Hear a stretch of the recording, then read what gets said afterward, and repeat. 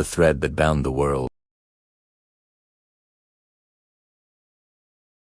Softer than a summer breeze, yet more valuable than gold. For centuries, it was the best-kept secret in human history. Deep within the heart of ancient China, the art of sericulture, the making of silk was guarded under the threat of death. To the west, this shimmering fabric was a mystery, a luxury from a land beyond the clouds. But while the elite of Rome dreamed of wearing it, the creators of silk were facing a nightmare. The 2nd century BCE was a time of fire and blood for the Han dynasty. The empire was under siege. To the north, the Xiongnu brutal nomadic warriors on horseback preyed upon the Chinese borders. The Han had the walls, and they had the silk, but they lacked one thing to win the war: the legendary heavenly horses of the West.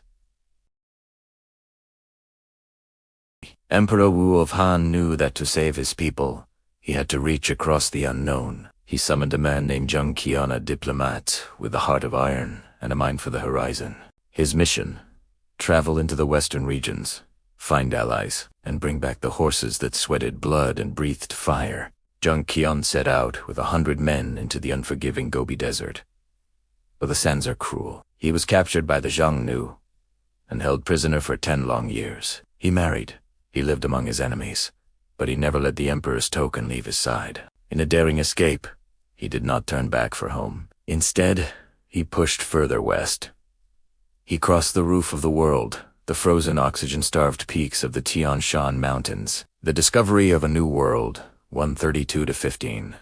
When Zheng Qian finally descended into the Fergana Valley, he was stunned. He didn't just find the horses he was looking for. He found civilizations that the East never knew existed. He saw Greek-style cities, Persian markets, and vast riches. He realized that China was not alone in the world. When he finally returned to the emperor 13 years after he had left, he was a ghost of his former self. But the maps he brought back were more precious than any army. He described the routes, the oases, and the people hungry for trade. The emperor saw the vision: a bridge made not of stone, but of commerce.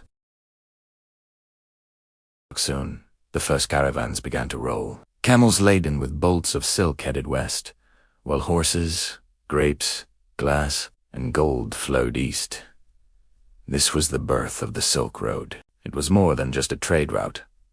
It was the world's first information superhighway. Along these dusty paths, Buddhism traveled to the east. Paper-making and gunpowder traveled to the west. Religions, languages, and philosophies collided and fused, changing the DNA of human civilization forever. The Silk Road proved that even the tallest mountains and the widest deserts cannot stop the human drive to connect. It started with a search for horses, but it ended with the unification of the human story. I am Ancestral Minds, and this is how a single thread of silk tied the world together.